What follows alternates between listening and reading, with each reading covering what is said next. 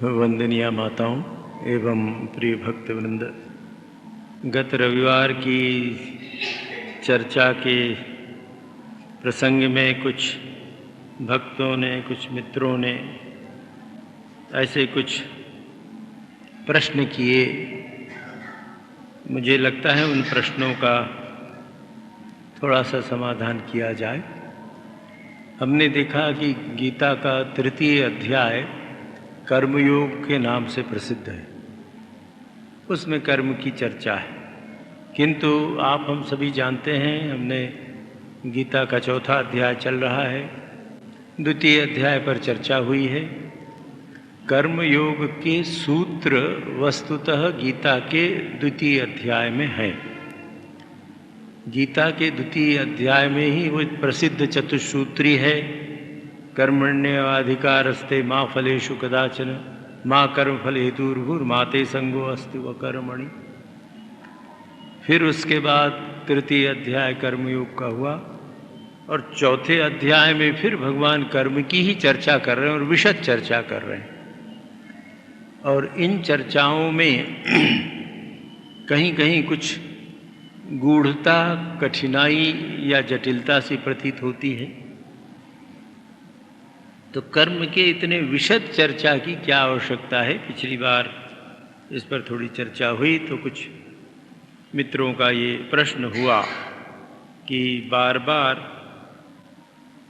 ये कर्म की इतनी चर्चा करने से दूसरे जो साधना के पक्ष हैं, ज्ञान योग, भक्ति योग, राजयोग, जो दूसरे भी मार्ग हैं, क्यों न उन मार्गों का आश्रय लेकर आगे बढ़ा जाए।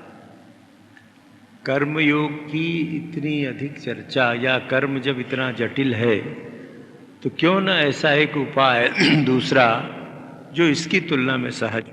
और ये प्रश्न बिल्कुल स्वाभाविक है, ये आपके हमारे मन में है, ऐसा नहीं। आपको स्मरण होगा तृतीय अध्याय का प्रथम श्लोक, अर्जुन यही कहता है, तत्किम घोरे कर्मणि माम नियोजयसि। हे प्रभु, आप मुझको इस घोर कर्म में क्यों लगाते हैं? आपको ज्ञान की, कर्म की अपेक्षा ज्ञान अधिक श्रेष्ठ लगता है, ऐसा आपका मत है, तो आप मुझे इस भयानक कर्म में क्यों लगाते हैं? दो प्रसिद्ध श्लोक है तृतीय अध्याय का प्रथम, ज्यायसी चेत कर्मणस्ते मता बुद्धिर्जनार्दन तत्किम कर्मणि घोरे माम नियोजयसि केशव। तो जो प्रश्न आया था वो यही था कि क्यों इतने कर्म के झंझट में फंसा जाए। इसका उत्तर देखिए, कर्मयोग पर या संपूर्ण गीता को संदर्भों में पढ़ना चाहिए।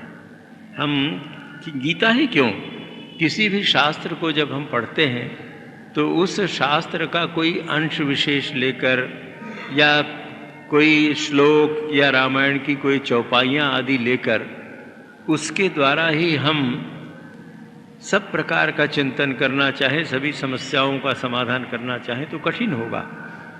जब भी हम शास्त्रों को पढ़ते हैं, जैसे गीता पढ़ना हो, तो संपूर्ण गीता में जीवन का जो दर्शन बताया गया है उसके संदर्भ में प्रत्येक प्रसंग को देखना पड़ेगा।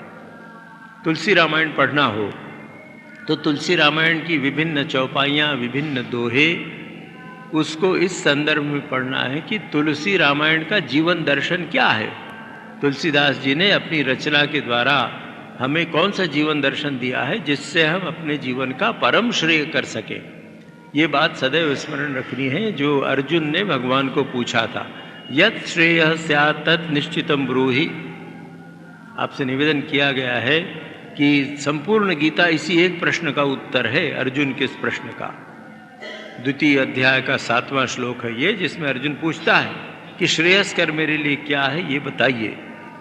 तो इसी संदर्भ में भगवान ने ये सारी चर्चाएं की है और कर्म की विशद चर्चा कर रहे हैं। इस विशद चर्चा में कई बार पुनरावृत्ति लगती है, कई बार लगता है बार बार एक ही बात भगवान कह रहे हैं, वही शब्द बार बार कह रहे हैं, ऐसा क्यों है? निश्चित रूप से गहना कर्मणो गति, कर्म की गति अति गहन है, अति कठिन है। तो ऐसी क्या कठिनाई है? भगवान थोड़ा सा सूत्र तृतीय अध्याय का देखें, क्योंकि ये विस्मरण हो जाने से उसको समझने में कठिनाई होती है। तृतीय अध्याय के 19वें श्लोक में भगवान ने निश्चयात्मक रूप से आदेश दिया है। आपको स्मरण होगा, आपकी सेवा में ये निवेदन किया गया है कि गीता में साधना की दृष्टि से हमें 3 प्रकार के श्लोक मिलते हैं। एक श्लोक तो घटनापरक है, जिसमें प्रथम अध्याय में बताया गया है कहाँ क्या है, जैसे किसने क्या शंख बजाया, पांचजन्यम ऋषिकेशो देवदत्तम धनंजय पौंड्रम दद्मो महाशंखम भीम कर्मा आदि, कहाँ कितनी सेनाएं हैं, कौन खड़े हैं इत्यादि। इन घटनाओं के संदर्भ में भी हमने देखा था कैसे इनको विचार करना आवश्यक। दूसरे प्रकार के श्लोक हैं तत्व ज्ञान संबंधी। वासांसी जीर्णानि यथा विहाय नवानि गृह्णाति नरो पराणि आदि तथा शरीराणि विहाय नवानि संयाति नवानि देहि। तो ये जो तत्वात्मक श्लोक हैं कि जैसे व्यक्ति पुराने कपड़ों को छोड़कर नए कपड़े पहनता है, उसी प्रकार यह जीवात्मा पुराने शरीर को छोड़कर जब पुराना शरीर साधना के लिए अयोग्य हो जाता है, वार्धक्य आ गया, बीमारी आ गई और भगवान का नाम नहीं किया जा सकता है, सेवा आदि नहीं हो पाती है, तो जीवात्मा को मुक्ति मिली नहीं है। इस पुराने शरीर को छोड़कर पुनः नया शरीर धारण करता है। अब ये जो तत्व है, ये सत्य है, ये सत्य विचारणीय है, इस पर विचार करना चाहिए, गहन चिंतन करना चाहिए, तो ये चिंतनीय है। तीसरे प्रकार के श्लोक भगवान स्पष्ट आदेश देते हैं, ऐसा करो।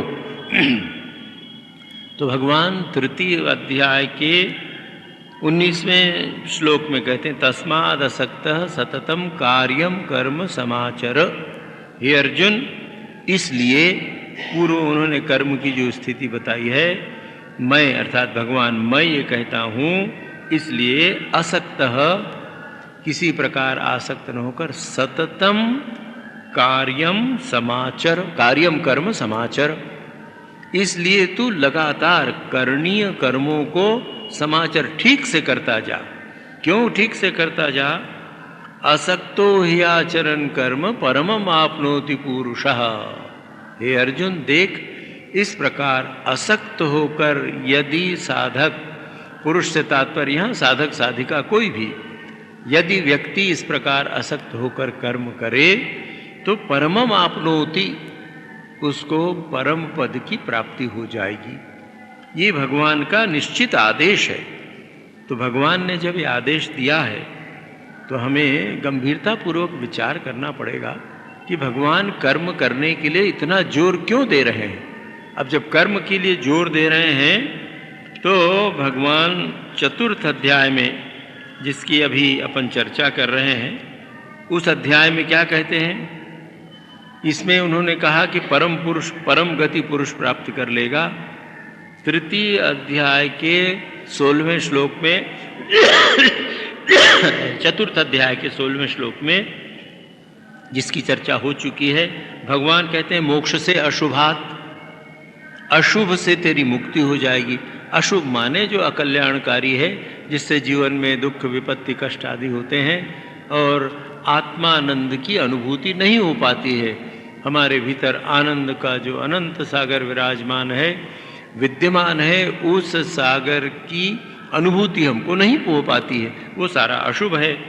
तो मोक्ष से अशुभात, इस अशुभ से हम मुक्ति चाहते हैं, परम पद चाहते हैं, जीवन में दुखों की आत्यंतिक निवृत्ति तथा परमानंद की प्राप्ति चाहते हैं। ये हम चाहें या न चाहें, जाने या न जाने, हम चाहते अवश्य है।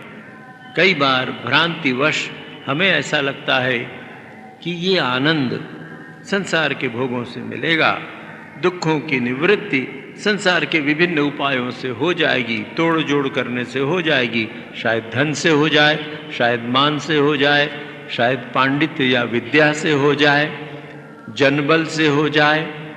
इस प्रकार विभिन्न माध्यमों से ईश्वर प्राप्ति को छोड़कर, आत्म साक्षात्कार को छोड़कर अन्य माध्यमों के द्वारा हम अपने जीवन की समस्याओं का समाधान करना चाहते हैं। हम ऐसा सोचते हैं कि इन माध्यमों से शायद दुख दूर हो जाएगा। हुआ क्या? नहीं हुआ है। इसलिए भगवान हमें बता रहे हैं, पिछले रविवार में चर्चा हुई थी 17वें श्लोक की, जिसमें भगवान कहते हैं कर्मणः बोधव्यम बोधव्यम च विकर्मणः अकर्मणश्च बोधव्यम गहना कर्मणो गति। इस पर भी सविस्तार विचार हुआ था। अब 18वें श्लोक में भगवान फिर से कहते हैं कर्मण्यकर्म यः पश्येत् अकर्मणि च कर्म यः स बुद्धिमान मनुष्येषु स युक्तः कृष्ण कर्म कृत। हे अर्जुन, जो व्यक्ति कर्म में अकर्म देखता है, जो व्यक्ति अकर्म में कर्म देखता है, वह मनुष्यों में बुद्धिमान है, वह युक्त अर्थात योग युक्त है, वही कृतकृत्य है, वही सब कर्मों को करता है। इन श्लोकों के विषय में 16, 17 और 18 इन श्लोकों के विषय में आचार्यों आदि में बहुत मतभेद है। विभिन्न प्रकार की टीकाएं हुई हैं, टीकाकारों ने अपनी अपनी दृष्टि से अर्थ किए हैं। हमें साधना की दृष्टि से इस पर विचार करना है, जिससे हम अपने जीवन में किस प्रकार अपनी समस्याओं का समाधान कर सकें। और हमारे जीवन की समस्या क्या है?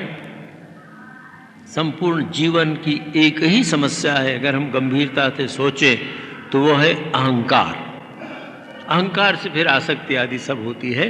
तो हम ये कह सकते हैं कि अहंकार और आसक्ति ये हमारे जीवन की समस्याएं हैं। हमारे जीवन में जितनी भी आशा, आकांक्षाएं, कामना, वासनाएं आदि हैं, इन सब का मूल ये अहंकार और आसक्ति। शास्त्र की दूसरी भाषा में राग और द्वेष, राग द्वेष अहंकार आसक्ति, यही हमारी समस्याओं का कारण है, दुखों का कारण है।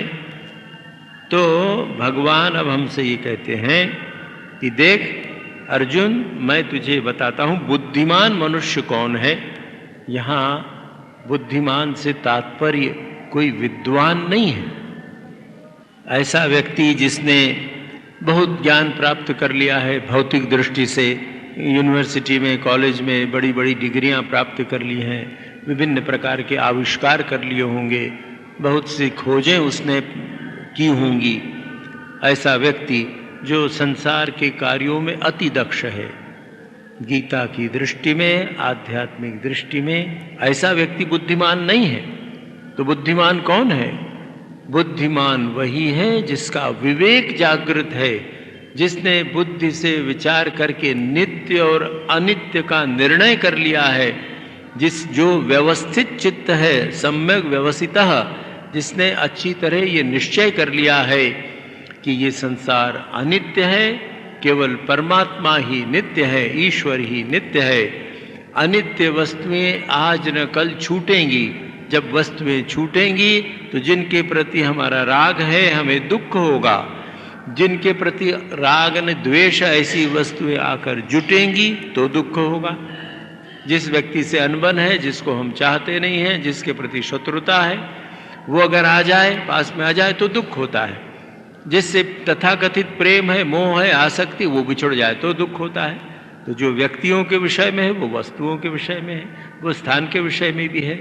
तो जीवन के राग द्वेष, इस राग द्वेष को न छोड़कर, संसार की अनित्यता को न समझते हुए, अपनी बुद्धि के द्वारा जो संसार उपलब्ध करना चाहता है, बड़े बड़े इसने योजनाएं बनाई हैं, संसार की दृष्टि से बहुत कुछ उपलब्धियां कर ली हैं, मकान बना लिए, पद प्राप्त कर लिया, यहाँ तक कि शास्त्रों को बड़ी व्याख्या, बड़े सुंदर लच्छेदार शब्दों में शास्त्रों की व्याख्या भी करता है, किंतु उसके स्वयं के जीवन में नित्य अनित्य का बोध न हो।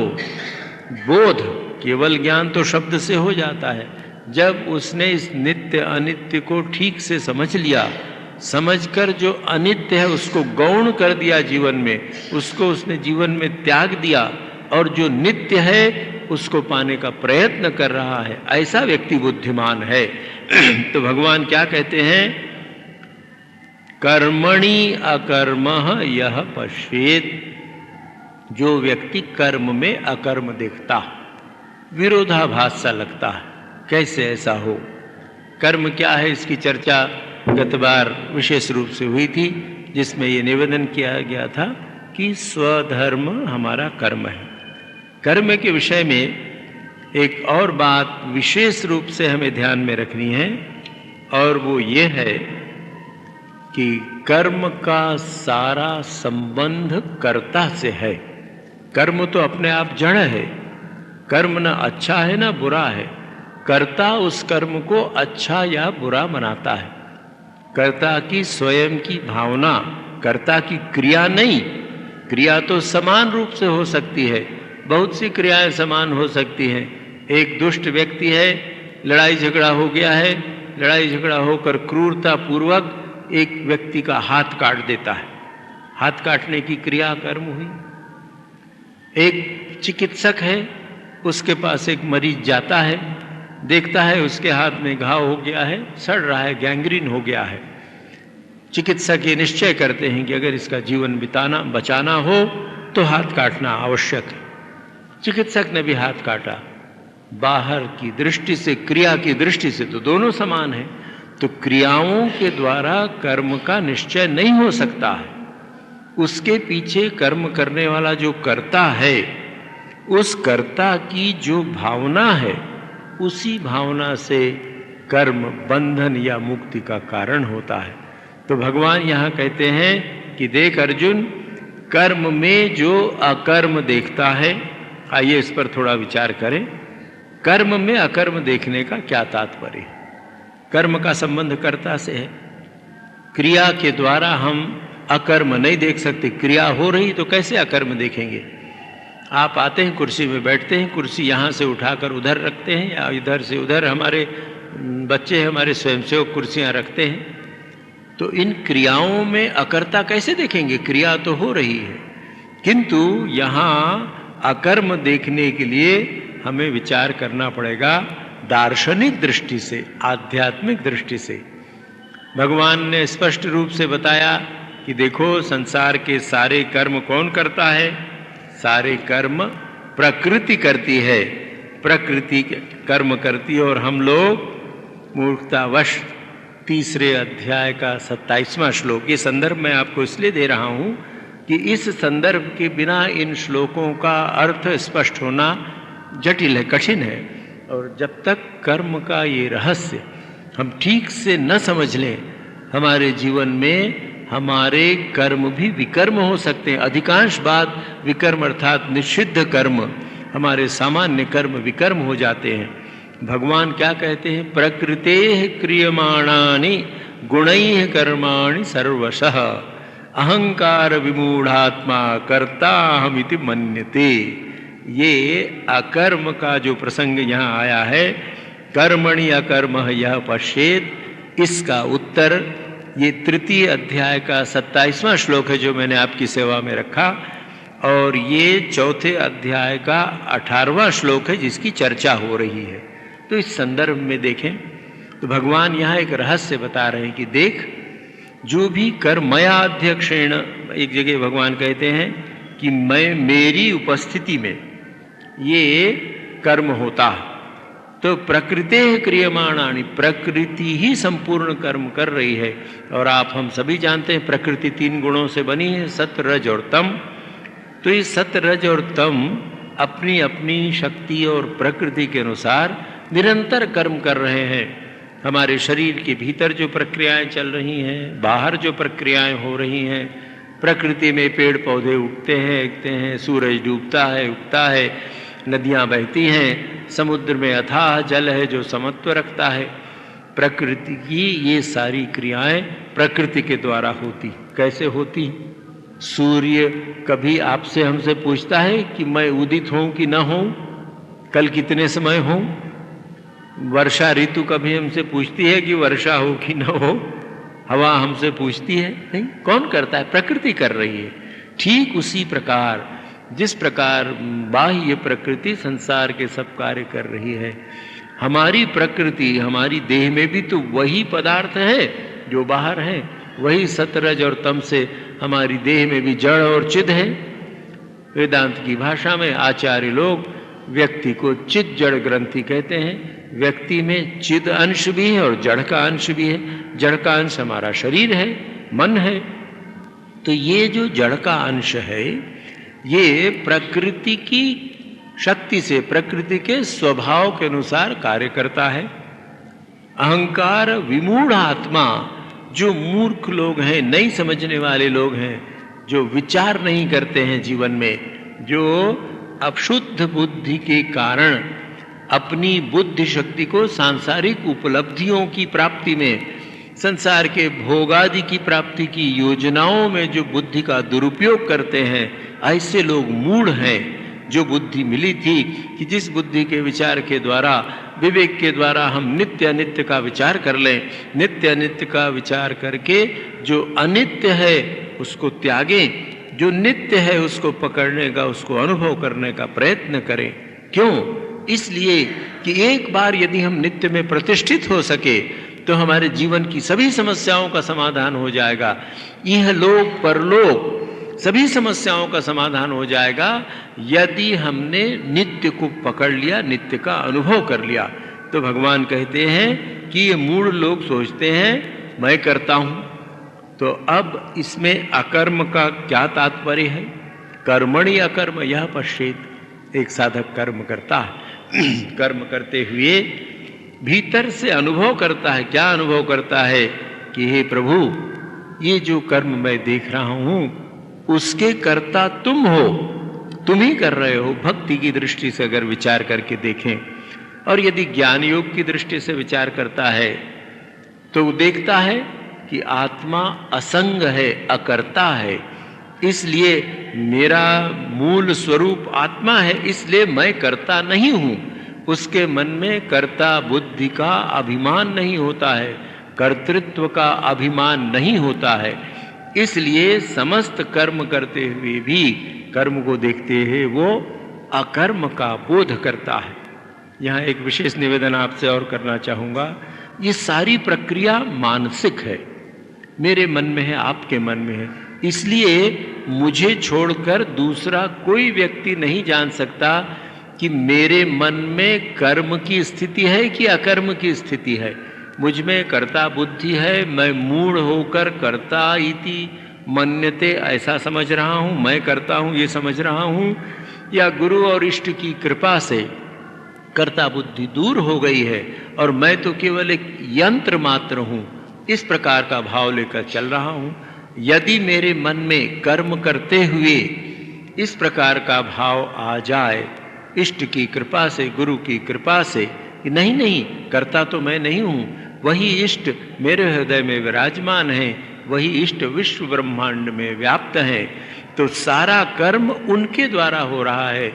भगवान श्री रामकृष्ण देव माँ से कहते थे, बाद में भक्तों को बताते हैं कि देखो मैं तो यंत्र हूँ। भगवान गीता में कहते हैं यंत्रारूढ़ानि मायया हृद्देशे सर्वभूतानाम ईश्वरः तिष्ठति अर्जुन भ्रामयन् सर्वभूतानि यंत्रारूढ़ानि मायया।